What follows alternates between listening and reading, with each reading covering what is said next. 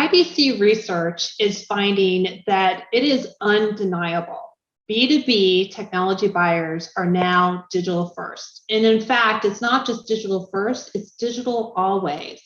We have been tracking the buying behavior of technology buyers for several years.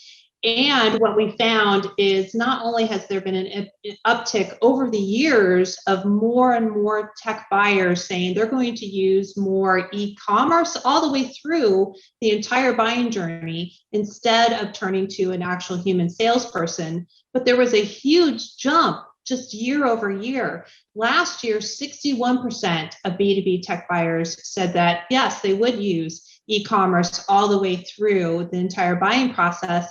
And this year it's 74%, and millennials are 78%. So it is undeniable. It is a fact that we are definitely into this digital first era for buyers. What does that mean to sales? It means that there is a shrinking role for field sales. Now, with that said, humans are still vitally important. So that human connection is not going away, but there's an evolution to how and when it gets delivered.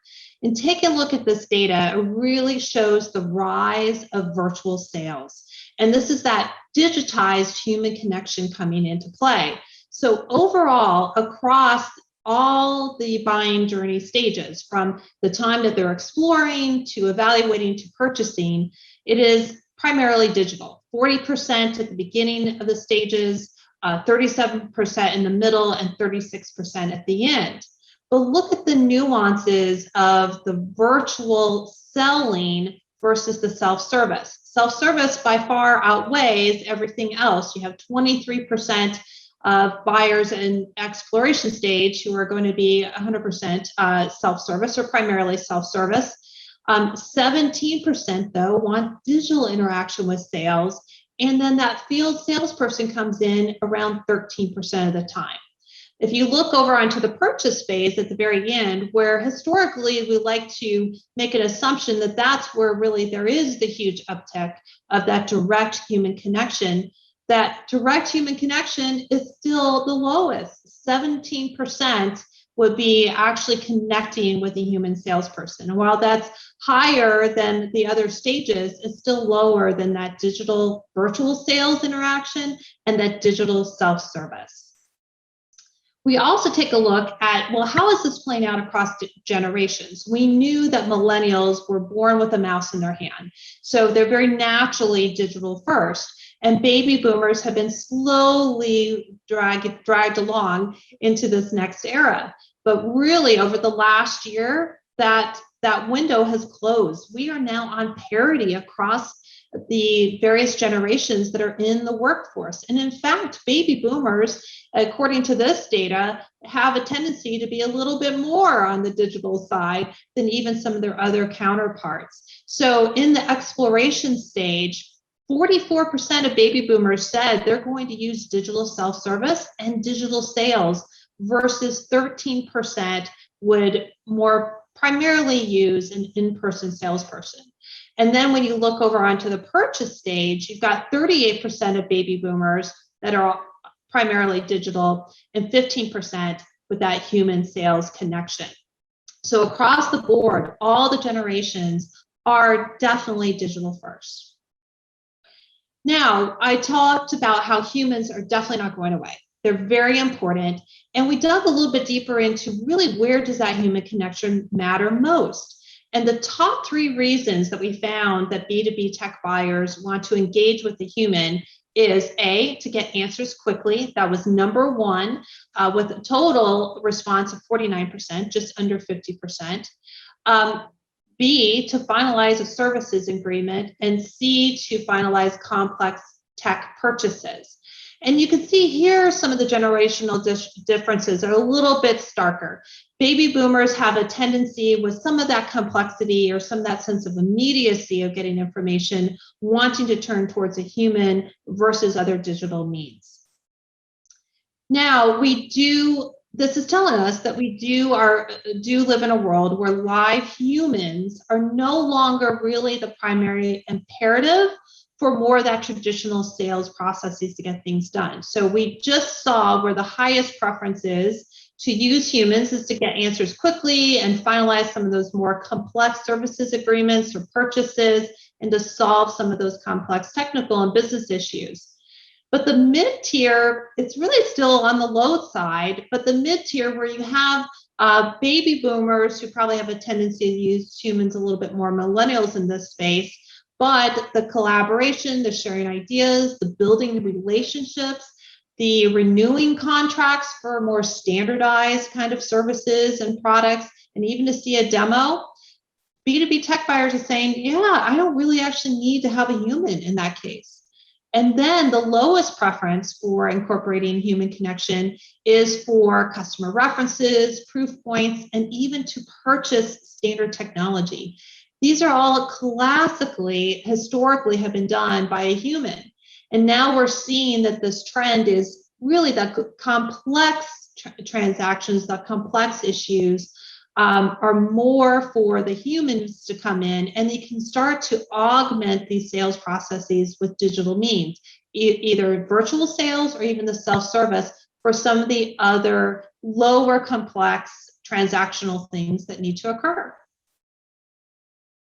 So the preference for the digitized human connection, we are seeing 72% of B2B tech buyers are more frequently using things like chat or messaging service where there's a human behind it. It could be an automated AI-based human, or it could be a live human, but there's that sense that there's a human behind this technology. 72% are more likely to use chat and messaging service to get additional information on products or services. 69% will use it to actually get pricing. And 71% of millennial buyers are more frequently to use chat and messaging to contact a human salesperson or an agent. And then we were taking a look at the use of social networking and communities. 75% of millennials are actually using that to get more information about a vendor, about products, and about the service.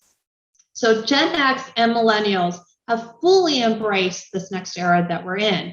There is a cautionary note, though, that one size does not fit all. We have found in our research that more of your baby boomer buyers still have that preference to lean towards that human connection versus using particularly social kind of means. 22% of baby boomers have said, no, I'm not going to use any social networks or community at all through my process, even though they had more dramatically shifted towards embracing digitized virtual sales methodologies and digitized self-service methodologies. So it's really important to make sure that you're driving down to that persona level to really craft and contextualize the right kind of engagement, the right time, right place, depending on the buyer.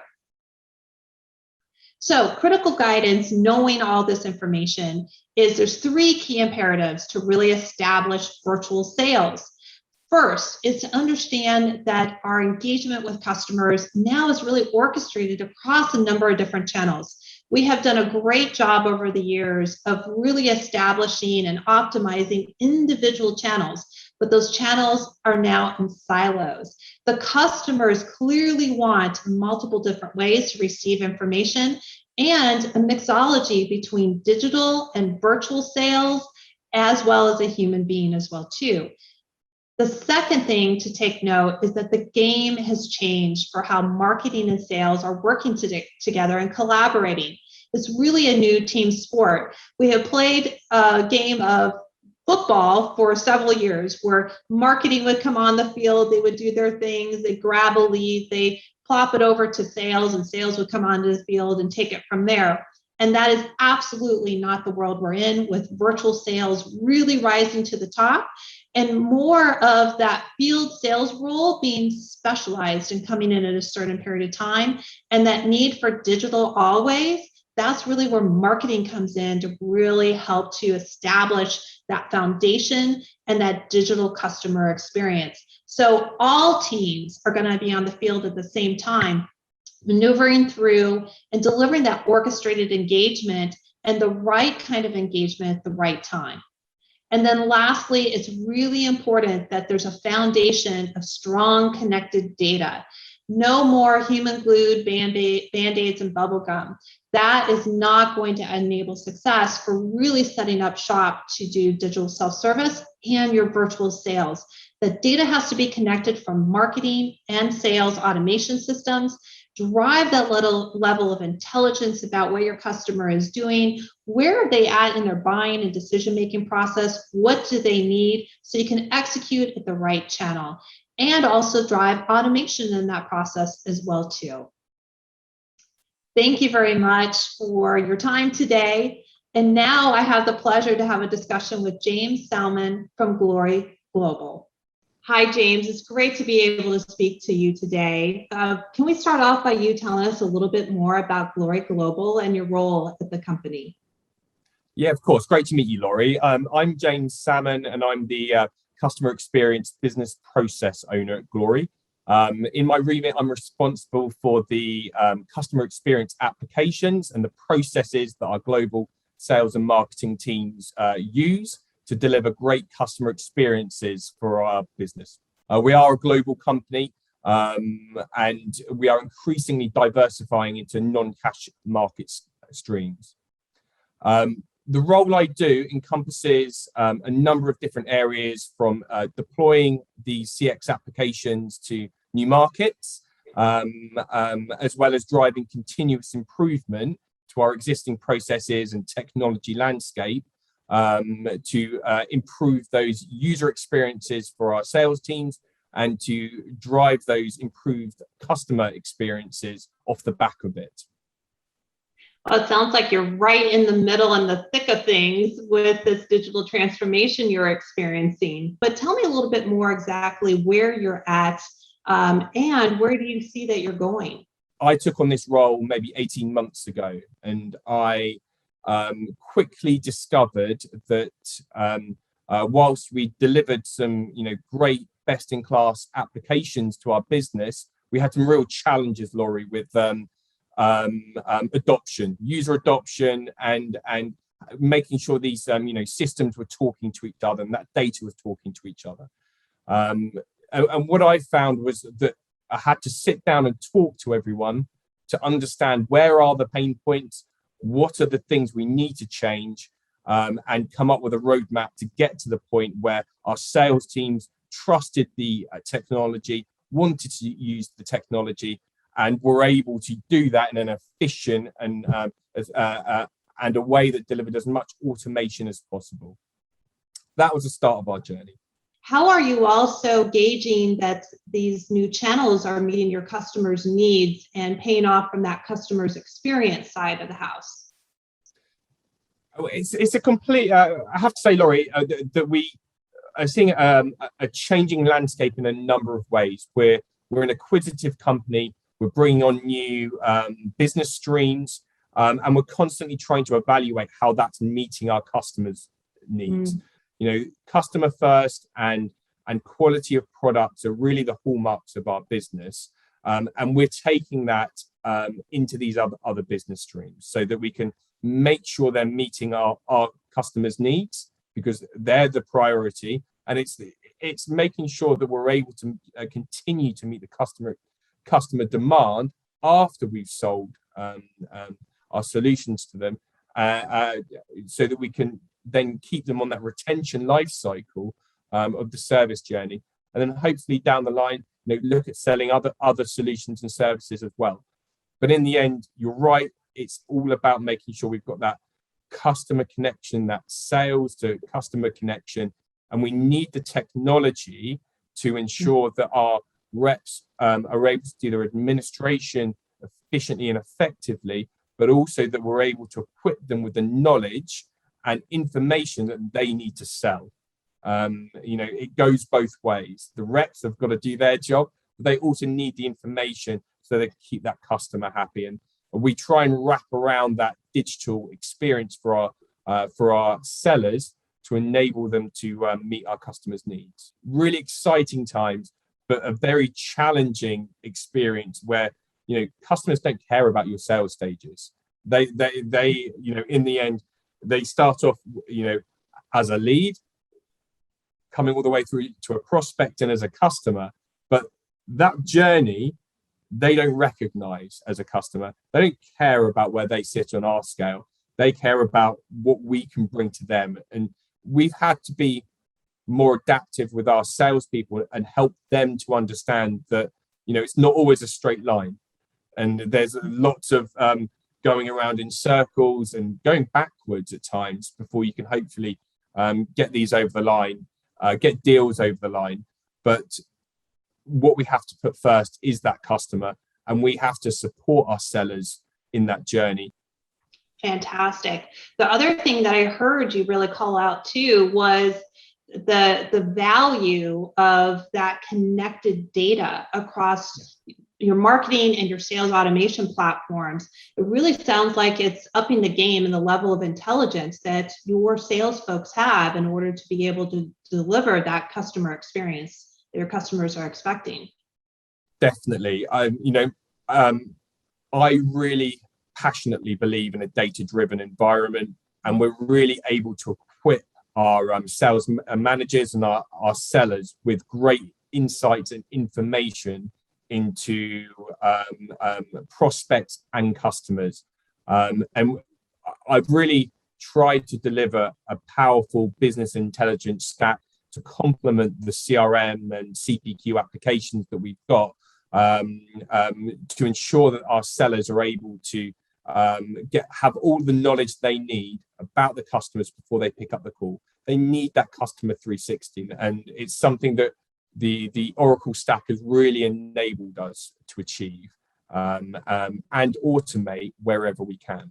And so now that you've gone through some of these initial phases of your journey, what advice would you give others who are just at either the same stage that you are or just getting started with implementing virtual selling? Absolutely. I think it's difficult to sit there and pretend you know what other businesses are going through. There are some common themes. Of course, we've all been hit by the pandemic and had to adapt to that situation. We as a business, we're used to going to physical exhibitions. We were used to going out to see our customers, and we had to adapt to a digital environment, hosting virtual customer events, and we're now doing that on a regular basis.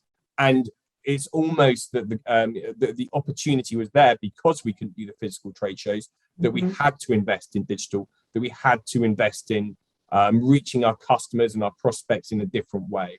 And I think the regions that we operate in, we've done a great job of engaging with those customers remotely through these virtual exhibitions, as well as trying to diversify our digital selling with ascertaining new prospects through our digital automation, which is we're able to connect with our CRM with automated lead assignments. And through that process, I think we've been able to really improve just the volume of leads coming through, but also the quality of leads coming through.